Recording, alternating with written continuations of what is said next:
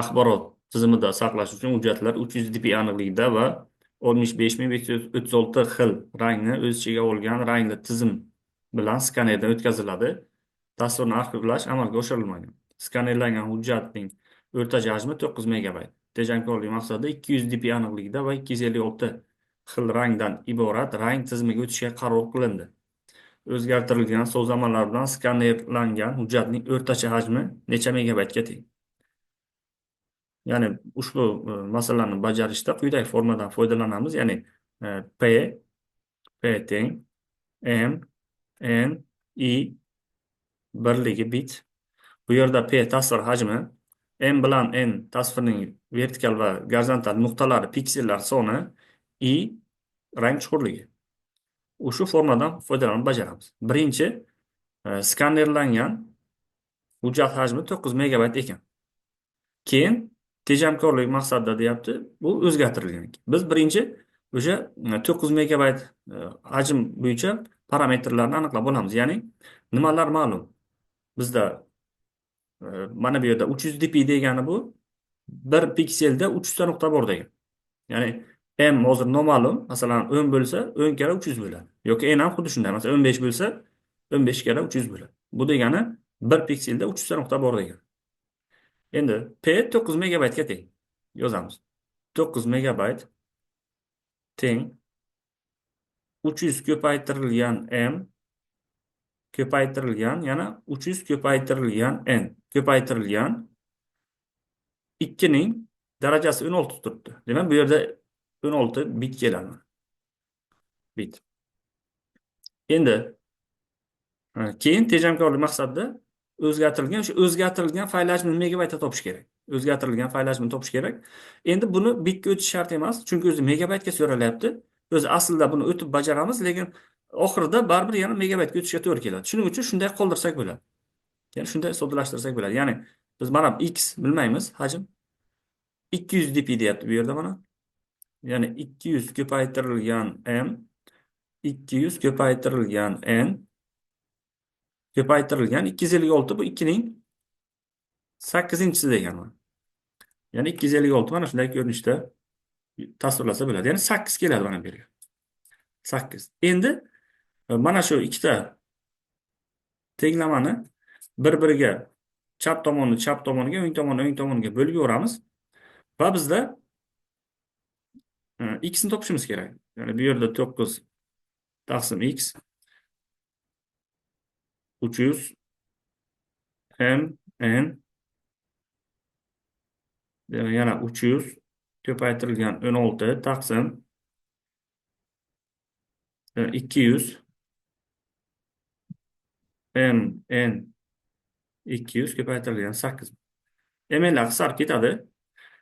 Bularni iloji boricha qisqartirib olamiz. Mana 300 bilan 200 100 ga qisqaradi masalan. Bularni qisqartiramiz, bu bilan buni qisqartiramiz, 2 qoladi. Mahrajda demak mana bu mana 3 bilan 3 9 bo'lib bu qisqarib ketadi.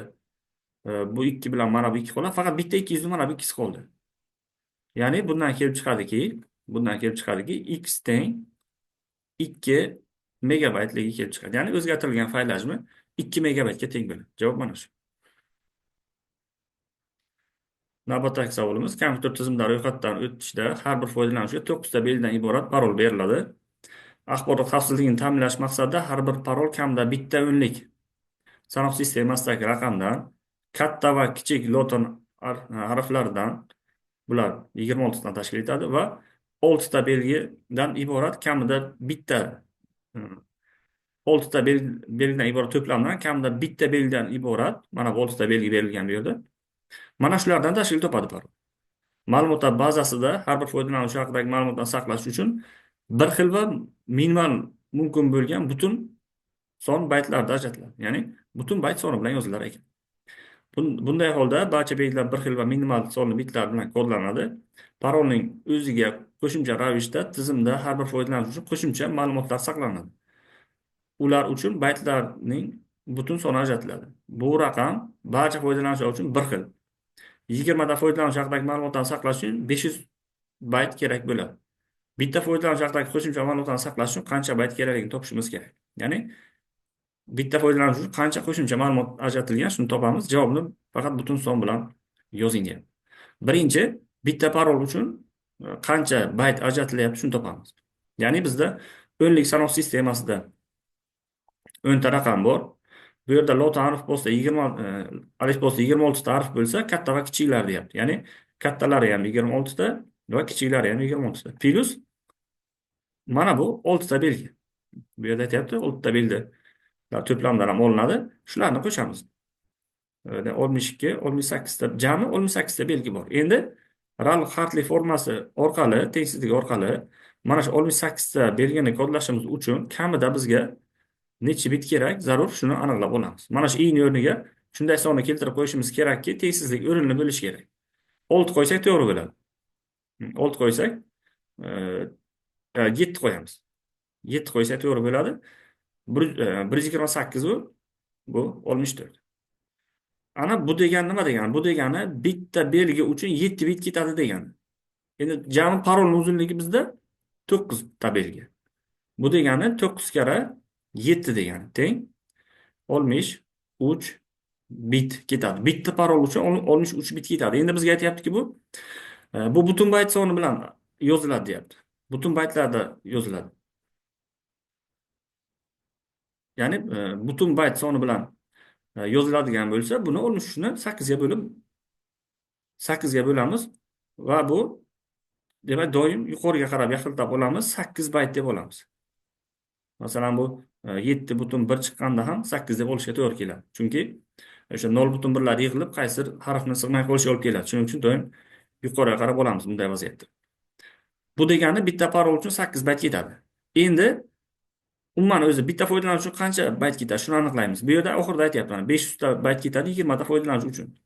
Endi bitta foydalanuvchi uchun qancha joy ketishini topish uchun 500 ni bo'lamiz 20 ga. Bitta foydalanuvchi uchun bizga 25 bayt ketadi. Endi bu yerda mana shu 9 ta belgidan iborat kod ham bor va plus qo'shimcha ma'lumot ham bor. Shuni ichida. Mana bu faqat kodning o'zi. Bu yerda qo'shimcha ma'lumot yo'q. Bizga qo'shimcha ma'lumot toping deyapti. Bu degani 25 dan ayiramiz 8 ni. Javob mana shu bo'ladi. Ya'ni bitta foydalanuvchi haqidagi qo'shimcha ma'lumot saqlash uchun 17 bayt ketadi.